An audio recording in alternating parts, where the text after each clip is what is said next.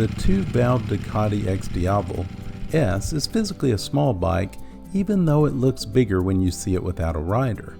Admittedly, they're about the same size as a modern sport bike from any of the Japanese, but this bike sits up like a cruiser and is very comfortable. I'm about 5'10", and I think a person taller would even be comfortable.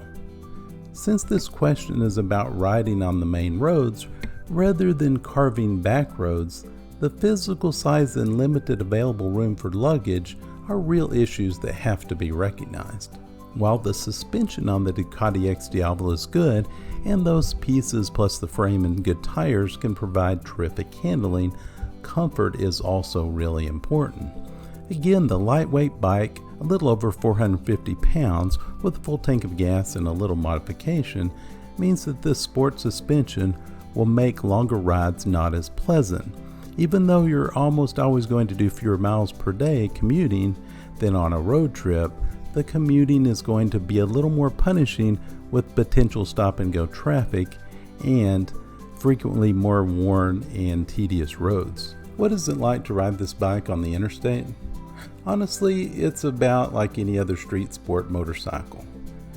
The Ducati is a great motorcycle and very comfortable on pavement just about anywhere it speeds 130 miles or less. Life gets a little hairy over 130, but if you want a high-speed bike, there are other bikes out there. If you're doing a combination of surface streets and highway around town, or less than 100 or 150 miles a day, this is a fine choice.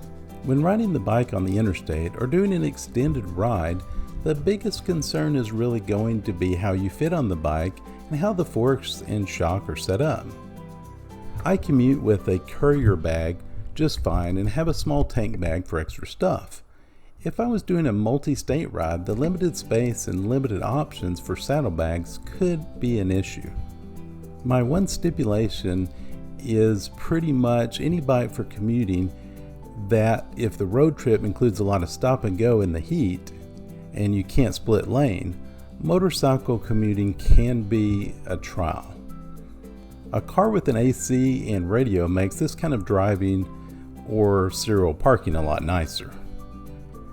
Also, be aware that if you're in a major city or in the US or somewhere that the temps get, 90, 100 degrees Fahrenheit, any motorcycle is going to be pretty unhappy in this kind of gridlock. However, this is a water-cooled engine, so it will handle a little better than an air-cooled such as a Harley. It's not a great bike for riding on the interstate. It's very lightweight, so wind and passing trucks has an effect on it. It also is a small bike with a modest lighting, so it's not that easy for others to see on the road. Mine has a small windscreen, so the wind hitting your chest and face is a little it's noticeable at higher speeds. Finally, if you're asking about long distance riding, the seat on the Ducati is not the most comfortable after a few hours. Finally, I would not recommend riding with a passenger on the interstate or larger road because the seat is small and it's not that comfortable.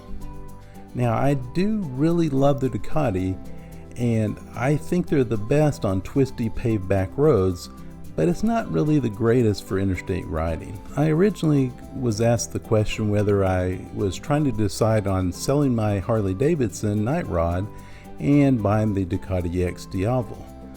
I ended up keeping both. I love the Night Rider. It had good looks, it was very powerful compared to other Harleys, and sounded great with the aftermarket exhaust. And it had a pretty good acceleration. I looked around for an alternative, but none of the American or Japanese cruisers really made me say, wow. I looked at the original Ducati DeVille before, and in fact, I was thinking about buying it before the Harley, but I just wasn't sure, and I'd read lots about them not being very comfortable.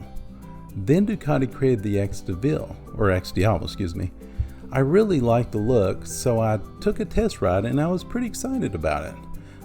The hardest part of the test ride was getting back on my Harley and riding home. And fact, it didn't feel quite as nimble compared to the Ducati. I finally decided just to keep them both.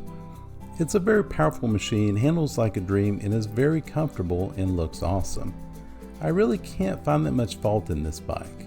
I bought the S version, which has a bit more style than the standard model, but you do pay a premium for that. The extra capital gets you machine wheels, the daytime running light, and a diamond light coating on the forks, the gloss paint, cruise control, launch control, and a nice finish on other parts as well. Now I have a lot of fun blasting past my Harleys at sport bike speeds, stopping on a dime, and powering into the corners. The only problem that I have to constantly stop and wait for them to catch up. So if you're thinking about it, I highly recommend making the switch or just adding to your collection. You definitely won't regret it, and I certainly didn't.